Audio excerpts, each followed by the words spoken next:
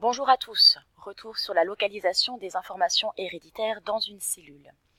Intéressons-nous maintenant un peu plus précisément sur les supports de cette information héréditaire qui permet donc la transmission d'un caractère d'une génération à une autre.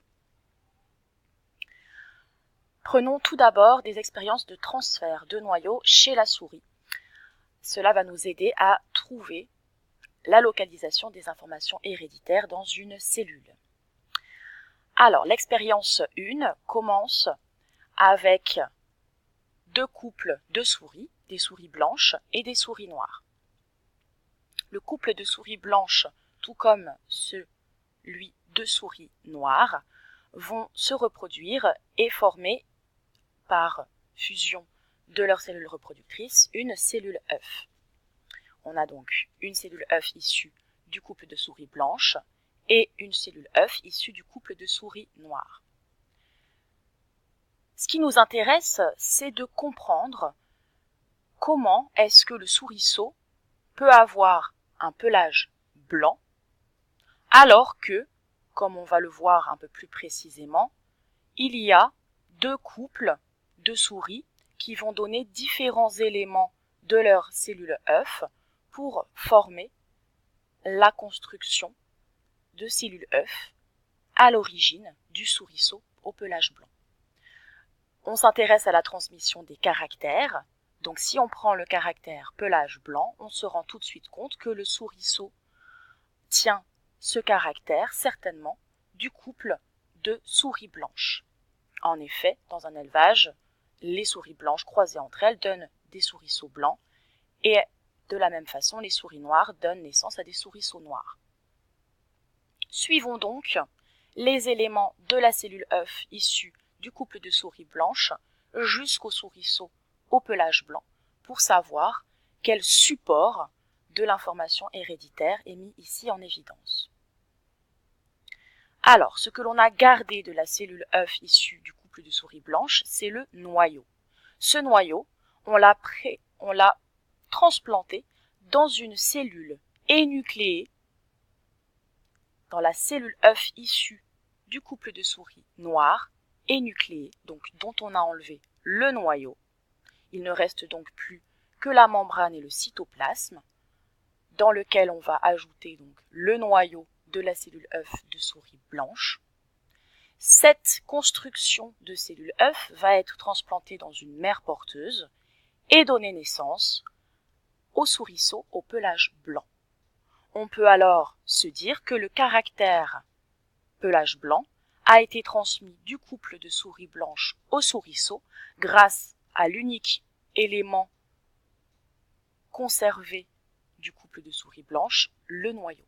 Donc, les informations héréditaires sont localisées dans le noyau.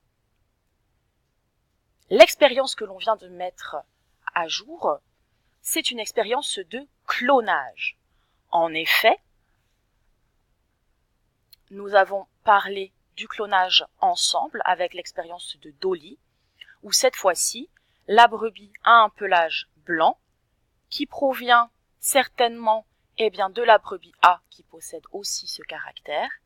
Quel élément a été conservé entre la cellule issue de la brebis A et Dolly?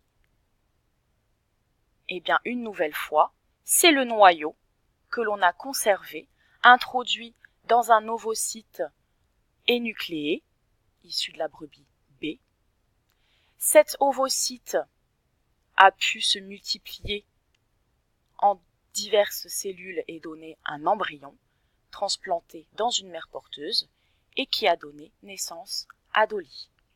Donc encore une fois, cette expérience de clonage montre que les informations héréditaires ont été transmises de la brebis A à la brebis Dolly grâce aux informations contenues dans le noyau. Grâce au noyau. Qu'y a-t-il dans le noyau?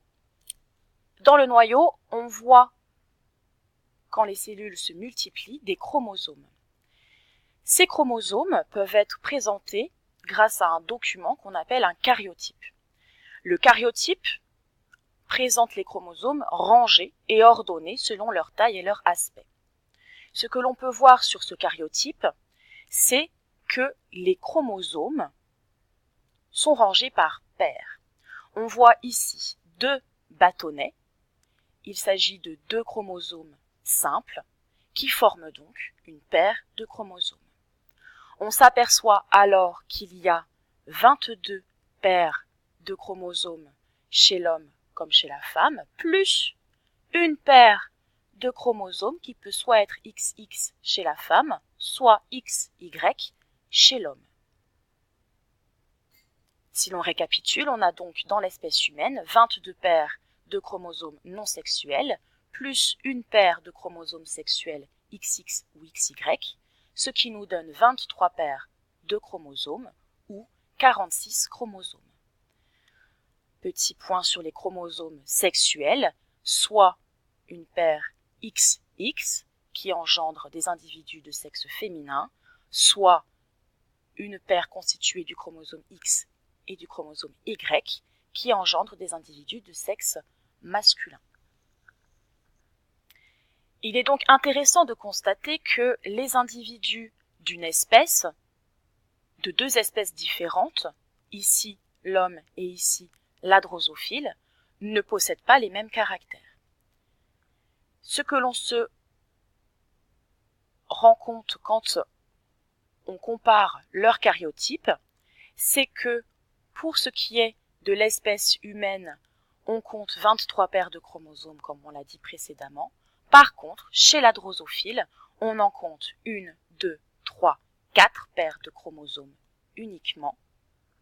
On parle donc du fait que l'espèce humaine et l'espèce drosophile possèdent des génomes différents.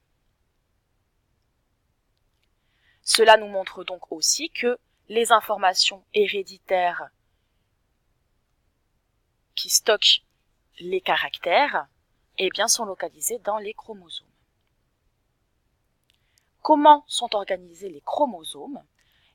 Ici, on voit un schéma où l'on a représenté 2 chromosomes, ceux de la paire XX, donc forcément on est dans le noyau d'une femme.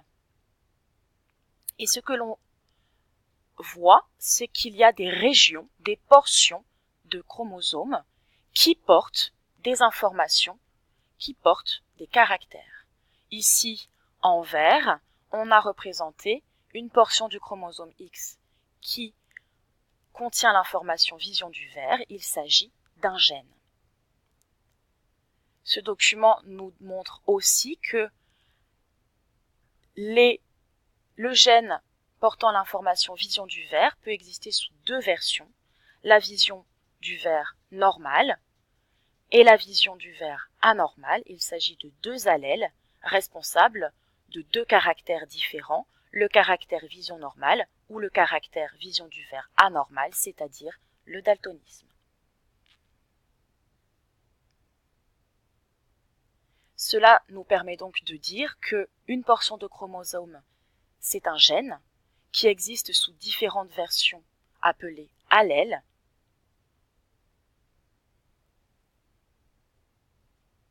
Il faut donc savoir que les 2 chromosomes d'une paire portent les mêmes gènes,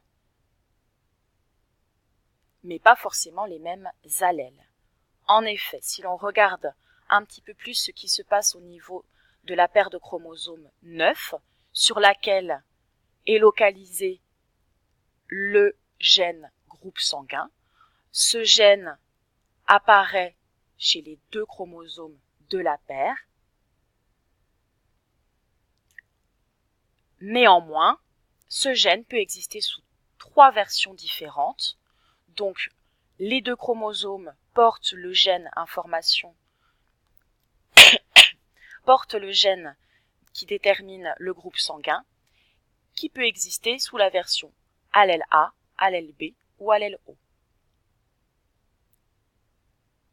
Il existe donc différentes combinaisons alléliques. Il peut y avoir sur un chromosome l'allèle A, sur le 2e chromosome l'allèle A,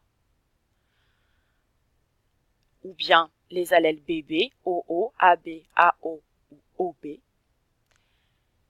ce qui n'engendre pas les mêmes phénotypes, les mêmes caractères. En effet, quand les deux allèles A et B sont présents, ils s'expriment tous deux, ils sont dits dominants et on a donc, in fine, le groupe AB.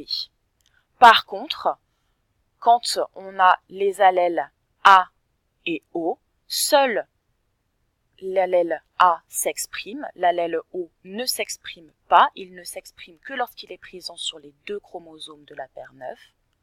C'est un allèle récessif.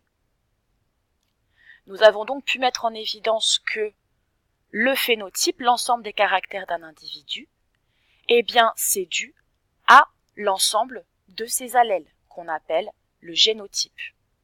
Quand l'allèle A et B sont présents, le phénotype groupe sanguin est AB.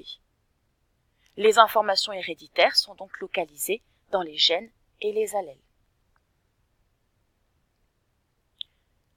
Petit point sur ce qu'est un chromosome et le lien entre le chromosome, donc qui porte des informations appelées gènes, pouvant exister sous différentes versions ou allèles, eh bien, on se rend compte que ces chromosomes, ils sont constitués d'une molécule qui est une molécule filamenteuse, comme un fil de laine, et quand on embobine ce fil, cette molécule d'ADN, eh bien, on obtient le chromosome.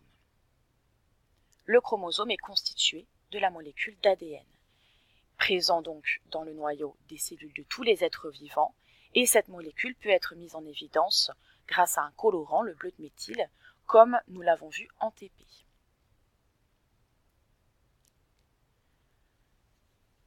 Les caractères et leur stockage dans nos cellules, plus particulièrement le noyau, les chromosomes, les gènes et l'ADN, eh bien, ces caractères peuvent être transmis d'une espèce à une autre. Voyons ici comment est-ce que le caractère fluorescence d'une espèce de méduse a pu être transmis à une espèce de moustique. Le caractère de fluorescence des méduses est dû à un gène qui s'appelle le gène GFP. Quand on prend une larve de moustique qui ne possède pas ce caractère, eh bien, il faut savoir que grâce à la transgénèse, on peut modifier ce moustique en introduisant le gène GFP. Voyons un petit peu plus en détail comment cela se passe. Il faut récupérer une cellule de la méduse, dans laquelle donc se trouve le gène GFP, sur un de ces chromosomes présents dans le noyau donc, de la cellule de méduse. Il faut ensuite isoler ce gène, qui est donc un fragment d'ADN. De la même façon, on récupère une cellule œuf de moustique dans laquelle on va venir introduire ce gène GFP. Le gène GFP va s'introduire dans le patrimoine génétique de la cellule œuf de moustique qui, en se développant, va donner un moustique qui possède ce caractère et qui est donc génétiquement modifié. Ça s'appelle, cette expérience, une transgénèse.